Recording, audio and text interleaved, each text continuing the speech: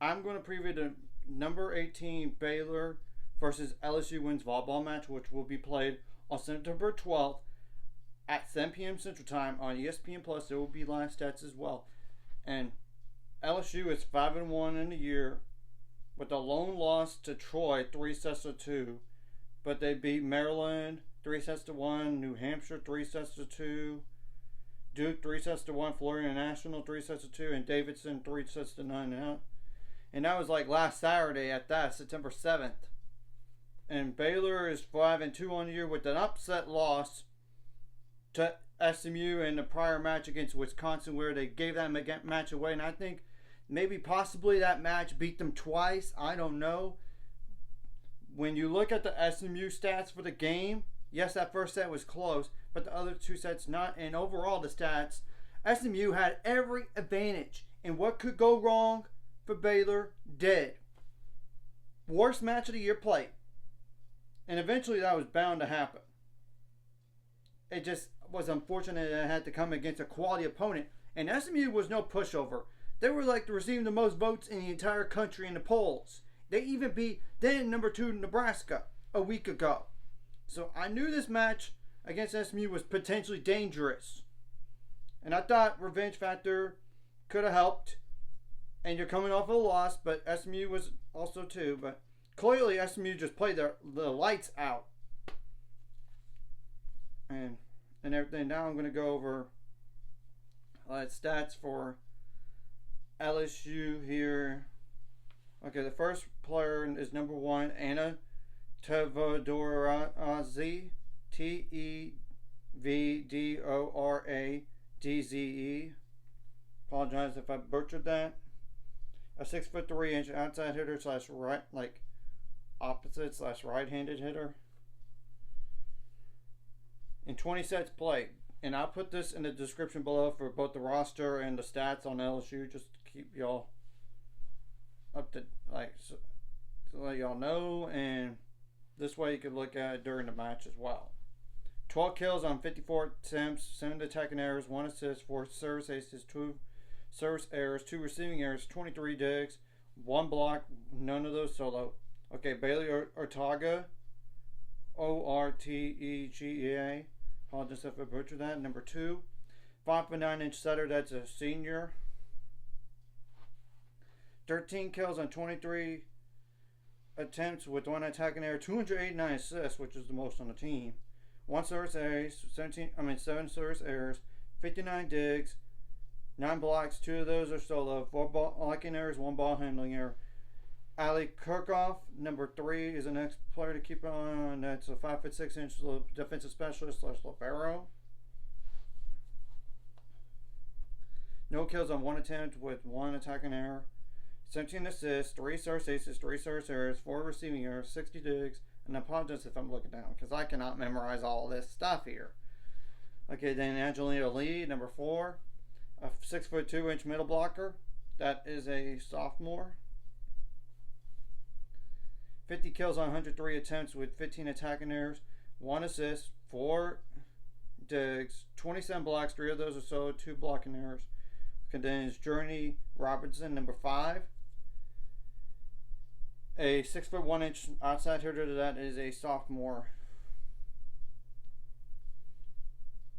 138 kills, which was the most on the team, with 294 attempts with 46 attacking errors.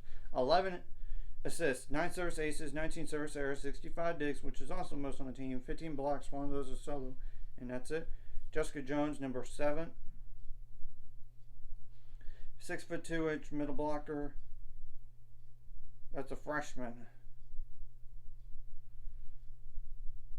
And Robinson, by the way, is a 6'1" outside hitter. That is a sophomore. I apologize if I butchered that. So Jessica Jones, 43 kills on 91 attempts, 11 attacking errors, 1 assist, 2 service errors, 3 digs, 25 blocks, 3 of those solo, 4 blocking errors. Ella Hemmings, number 8. That's 5'6" defensive specialist / libero. That is a sophomore. 1 kill on 1 attempt, 8 assists, 1 service ace, 11 service errors, 2 receiving errors, 26 digs, And that's it. And okay, AC Froelich, Froehlich. I apologize if I butchered that. 6'1" outside hitter. That is a sophomore. Number 13. And in 16 sets played, keep that in mind as well. 45 kills on 129 attempts with 18 attacking errors, 2 assists, 7 service aces, 8 service errors, 37 digs, 4 blocks, none of those are solo, and 3 blocking errors. Okay, Remy Nuss, number 18. 5'6" defensive specialist / libero, that's a freshman. No kills on no attempts, 1 assist, 2 service aces, 6 service errors, 8 digs. Jay Demps, number 23. A 6'2" right side hitter. That's a 5th-year senior, which is probably like an opposite, I would think, but either way, I'm going to just call it what it is, what the roster says. 42 kills on 130 attempts, 16 attacking errors, 2 assists, 7 service aces, 7 service errors, 61 digs, 17 blocks, none of those are solo. Okay, then and that's the last player I'm going to mention right there. So, obviously, you've got to play a lot better than that last match against SMU, Baylor. I'm just saying point blank in the face about it. And I'm sure the coaching staff has said that. And they have addressed what went wrong, and they corrected it. And you got to correct whatever you did wrong in this match against SMU into this following match. And what you did well, which is probably not a lot of things, and bring into this match. You got to start a lot faster in sets than an SMU match. Point blank. You got to be better on side outs. You got to not make some errors like attacking errors, if possible. Service errors, which I'd rather not give up 3 points like short to the net. I'd rather, if anything, if you're going to miss it long, that's different. But you don't miss it like super duper long. And all this, and you got to win the long rallies, and that's what you didn't do against SMU. And you need to find a way to gain the momentum early and keep it, or get the momentum back if you're trailing. And that's what they did in that first set, but the other 2 sets they couldn't do it, and they had no answers. You got to outdig the other team, and that didn't happen against SMU. Obviously, when you look at the stats and try to have them get so many digs, unlike that previous match. You gotta get some serve tough, pass the ball a lot better than you did. Gotta get some more assists besides the kills.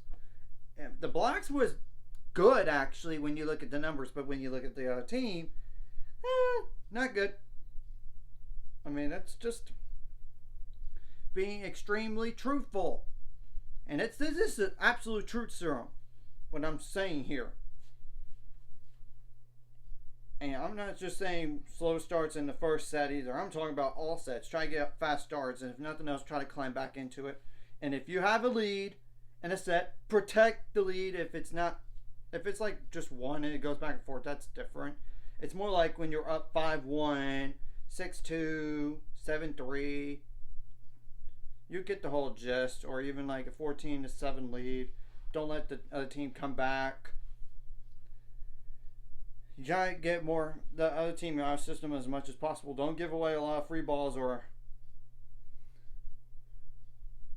overpasses. I mean, you don't want that. You want to force that on the opponent. And you got to handle the serves a lot better. I mean, it's just being truthful. I mean, and whenever, you need to find a way to play more aggressive and be more not be predicting them on defense, as in they're going to go here and get there. And of course you need to readjust your hands on the blocks. If it does go out of bounds, you might need to, on their side or even on your side, you might need to readjust it a little bit. I'm just saying, make adjustments on the fly throughout each set, not just from set 1 to set 2, set 2 to set 3, but all the sets that are played. I mean, I'm just being extremely truthful. And you need to be fired up. You're coming off of back-to-back losses, and I think potentially the Wisconsin match beat you twice. Because you know you had a match point against Wisconsin 3 times, and you couldn't win. You got to come out with energy, more energy than the other team.